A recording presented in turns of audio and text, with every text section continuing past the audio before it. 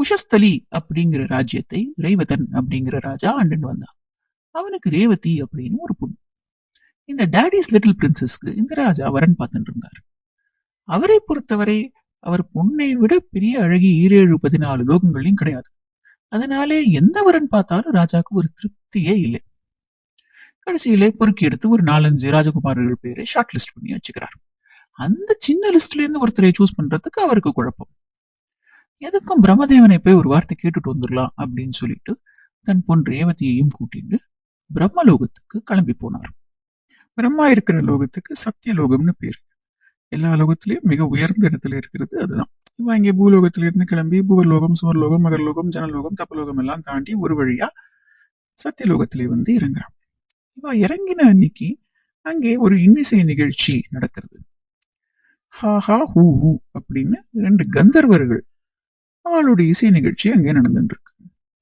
ரேவதனும் ரேவதியும் உட்காந்து கொஞ்ச நேரம் கேட்போம் அப்படின்னு கேட்கிறான். ரேவதன் சொல்றாரு, என்னம்மா இது கந்தர்வ கானம்னா என்னமோ கண்ட அருவ கானமா இருக்கே, இது முடிச்சிருவாப்பா, கொஞ்ச நேரம் தான். 2 பேரும் உட்காந்து கேட்கிறான். கானம் முடிஞ்சிருத்து. ஹா ஹா ஹூ ஹூ கிளம்பி போயிட்டான். அதுக்கப்புறம் மன்னர் பிரம்மதேவனை போய் பார்த்து தான் கொண்டு வந்த லிஸ்டை கொடுக்குறார். இதுல யாரான ஒரு மாப்பிள்ளை சட்டுன்னு செலக்ட் பண்ணி சொல்லுங்க, கல்யாணத்துக்கு நிறைய வேலை இருக்கு அப்படிங்கிறார். பிரம்மா அந்த லிஸ்ட்ல இருக்கிற பேரையெல்லாம் பாக்குறாரு. என்னப்பா ரேவதா, இந்த லிஸ்ட் கொண்டு வந்து கொடுக்குறியே, ஏன் என்னாச்சு? இந்த லிஸ்ட்ல இருக்கிறவா ஒருத்தருமே இப்ப பூமியில கிடையாதே, அவளுக்கு அடுத்த 3-4 தலைமுறைகள் கூட இப்ப கிடையாதே. நீங்க இருந்த கொஞ்ச நேரத்திலே பூமியிலே 27 சதுர யுகங்கள் முடிஞ்சிருத்து. கிட்டத்தட்ட 100 மில்லியன் இயர்ஸ் முடிஞ்சிருத்து. உன்னுடைய ராஜ்யம், உன்னுடைய உறவினர்கள், செல்வம் அத்தனையும் முடிஞ்சு போயிருத்தே, காலத்துல எல்லாம் அழிஞ்சு போயிருத்தே, இப்ப வந்து இந்த லிஸ்ட் கொடுக்குறியே அப்படிங்கிற. ரேவதன் கேட்கிறார், ஐயோ இப்ப என் பொண்ணு கல்யாணத்தை என்ன பண்றது அப்படின்னு. பிரம்மா சொல்றார், நீ இப்ப உடனே கிளம்பி போனேன்னா பூமியிலே இப்போ துவாபர யுகம் நடந்துட்டு இருக்கு, கிட்டத்தட்ட கலியுகம் ஆரம்பிக்க போறது. உன்னுடைய ராஜ்யம் இருந்த இடத்துல துவாரகை அப்படின்னு ஒரு நகரம் இருக்கு, அங்கே பலராமனுக்கு உன் பொண்ணை கொடு. கொஞ்சம் மெதுவா கிளம்பினேன்னா அப்புறம் ஷாதி.comல தான் நீ ரெஜிஸ்டர் பண்ணணும். அது என்னது, சரி அதை விட இப்போ உடனே கிளம்பி போ அப்படிங்கிற. ரேவதனும் ரேவதியும் உடனே கிளம்பி பூலோகம் வந்துடுறான். பூலோகத்துக்கு வந்து பார்த்தா யுகங்கள் கடந்ததிலே பூலோகமே மொத்தமா மாறி போயிருக்கு. மனிதர்கள் எல்லாம் ரொம்ப குள்ளமா தெரியறா. உயரம் மட்டும் இல்லை, அறிவு, ஆற்றல், பலம் எல்லாமே குறைஞ்சு போயிருக்கு. இடங்களும் மொத்தமா மாறி போயிருக்கு. மன்னர் துவாரகைக்கு போய் கேட்கிறார், இங்கே குஷஸ்தலின்னு ஒரு ராஜ்யம் இருந்ததே, அப்படியெல்லாம் எதுவும் இல்லையே, நினைவு தெரிஞ்ச நாள்ல இருந்து இங்க துவாரகை தானே இருக்கு. என்ன நினைவு தெரிஞ்ச நாள்ல இருந்தா, உங்களுக்கு எப்ப நினைவு தெரிஞ்சது அப்படின்னு கேட்கிறார். பேசாம இருங்கப்பா, இல்ல தெரிஞ்சுக்கலாமே என்னதான், இல்ல இங்க ரேவதன் ஒரு ராஜா அப்படிலாம் யாரையும் எங்களுக்கு தெரியாது அப்படிங்கிறா. இப்ப ரேவதின்னு ஒரு இளவரசி, அதெல்லாம் யாரையும் எங்களுக்கு தெரியாது. என்னம்மா இது, நம்ம யாரையுமே தெரியாதுங்கிறாளே பாடலாம். அப்புறம் போய் கேட்கிறார், இந்த ரேவதனுக்கு ஒரு தையக்காரர் ஒருத்தர் இருப்பார், என்னப்பா உங்களையே தெரியல, உங்க தையக்காரர் தெரிஞ்சுப்பாள.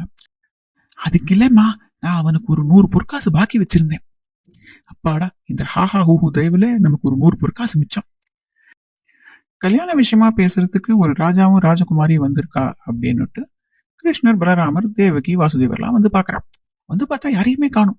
என்ன, யாரோ வந்திருக்கானாலே, இங்கே இங்கே மேல பாருங்கோ. மேல அண்ணாந்து பார்த்தா ரேவதியும் ரேவதனும் இருக்கா. ரேவதன் சொல்றார், நான் சத்தியலோகத்துல இருந்து வரேன், இந்த மாதிரி பிரம்மதேவன் சொல்லியிருக்கார், என் பொண்ணே உங்க பிள்ளை பலராமனுக்கு தான் கொடுக்கணும், பிரம்மாவே சொல்லிட்டார். தேவகி சொல்றா, பரவாயில்லையே பொண்ணு, என்ன குனிஞ்ச தலை நிமிராம அடக்கமா இருக்காளே. வாசுதேவன் சொல்றார், அரண்மனை ஜோசியர் கூட சொன்னார், பலராமனுக்கு நன்னா பெரிய இடத்துலதான் நிச்சயம் ஆகும்னு சொல்லியிருக்கார். என்னடா பலராமா, சந்தோஷம் தானே, பொண்ணு நன்னா நிமிர்ந்து பாரு, கூச்சப்படாதே அப்படிங்கிறான். அண்ணலும் நோக்கினாள், அவளும் நோக்கினாள். அதுக்கப்புறம் பலராமன் கிருஷ்ணனை தனியா கூட்டிட்டு போய் சொல்றாரு, என்னடா கிருஷ்ணா அநியாயமா இருக்கு, பிரம்மா சொன்னாருங்கிறதுக்காக இந்த பொண்ணை நான் கல்யாணம் பண்ணிக்க முடியுமா? அப்படிலாம் சொல்லாத பலராமா, படைப்பாளிகளில் நான் பிரம்மதேவனாக இருக்கிறேன், நீ இருந்துட்டு போ, அதுக்காக அவர் சொன்ன பொண்ணை நான் கல்யாணம் பண்ணிக்க முடியுமா? நீ மட்டும் ருக்மிணி சத்யபாமான்னு கல்யாணம் பண்ணிட்டுருவே, உனக்கு கஷ்ட பாரியா, எனக்கு மட்டும் ஒரே ஒரு கஷ்ட பாரியாவா? நான் அப்பா கிட்ட சொல்லிட்டு போறேன், இது பாரியா, உன் பொண்ணுக்கும் எனக்கும் ஏணி வச்சா கூட எட்டாது, இங்க ரொம்ப பெரிய இடம், அதனால வேற யாராவது பாத்துக்கோங்கன்னு சொல்லிட்டு போறேன். அப்படிலாம் சொல்லாத பலராமா, அவர் மனசு ரொம்ப வருத்தப்படும். நான் சொன்னது அவர் காதலி விழுந்து அது மூளை வரைக்கும் டிராவல் பண்ணி மறுபடியும் மனசுக்கு வரத்துக்கு ரொம்ப டைம் ஆகும்டா, இப்போதைக்கு வருத்தப்பட மாட்டார், நம்ம அதை பிடிச்சுடலாம், வா போலாம். இரு பலராமா, கல்யாணம்ங்கிறது சொர்க்கத்துல நிச்சயிக்கப்படுறது இல்லையா? இது நல்ல யோசனையா இருக்கு, இத போய் அவர்கிட்ட போய் சொல்லுவோம், கல்யாணம்ங்கிறது சொர்க்கத்துல நிச்சயிக்கப்படுறதுன்னு சொல்லிடுவோம். உடனே பொண்ணை கூட்டின்னு சொர்க்கலோகத்துக்கு போயிடுவார். திரும்பி வரத்துக்கு 2 யுகமா தான் ஆகும். நம்ம உழைச்சுடலாம். பலராமா, எனக்கு என்னமோ நீ சின்ன விஷயத்தையெல்லாம் பெருசுப்படுத்துறியோன்னு தோன்றதுடா. கண்ணா, நான் பெருசுப்படுத்தலை. பெருசுதான் என்ன படுத்துறது. இங்க இருக்கிற ஒரு பெருசு என்ன படுத்துறது. நீ ஏன் யோசிச்சு பாரு கண்ணா. இந்த பொண்ணை கல்யாணம் பண்ணிட்டு நான் ஒரு மரத்தை சுத்தி டுவேட் பாட முடியுமோ? மரத்தையே வேரோடு பிடுங்கி கர்லா கட்ட மாதிரி கையில வச்சு சுத்திட்டு இருக்காயோ. ஆபத் பாந்தவா, அநாதரக்ஷகா, என்னை எப்படியாவது காப்பாத்து கிருஷ்ணா. கிருஷ்ணர் சொல்றாரு, அப்போ ஒண்ணு பண்ணு, உன் கலப்பையை எடுத்துட்டு வா. கலப்பையா? கலப்பையை எடுத்துட்டு வந்து என்ன பண்றது? அந்த கலப்பையாலே அந்த பொண்ணோட தொல்லை ஒரே போடு. சுச்சோ கிருஷ்ணா, ஸ்திரீஹத்திலாம் பாவம்டா, அதெல்லாம் பண்ணப்படாது. என்னதான் பென் ஜான்சன் மாதிரி இருந்தாலும் பெண் ஜான்சன் இல்லையா? பலராமர் அதெல்லாம் வேண்டாம் அப்படிங்கிறார். கிருஷ்ணா சொல்றாரு, நான் அதுக்கு சொல்லல, நீ எடுத்துட்டு வா, நான் சொல்றேன் அப்படிங்கிறார். கல்யாணத்தன்னைக்கு பலராமர் அந்த கலப்பையாலே ரேவதியின் தோளிலே அழுத்தி நம்பி ஒரு வழியா அவளை தன்னுடைய உசரத்துக்கு ஏத்த மாதிரி ஹைட் அட்ஜஸ்ட் பண்ணிக்கிறார். அதுக்கப்புறம் பலராமருக்கும் ரேவதிக்கும் கல்யாணம் இனிதே நடந்தது. ரேவதி கல்யாணம் நடந்த கதை இதுதான். கதையை கேட்ட எல்லோருக்கும் நன்றி. நம பார்வதி பதி ஹர மகாதேவா.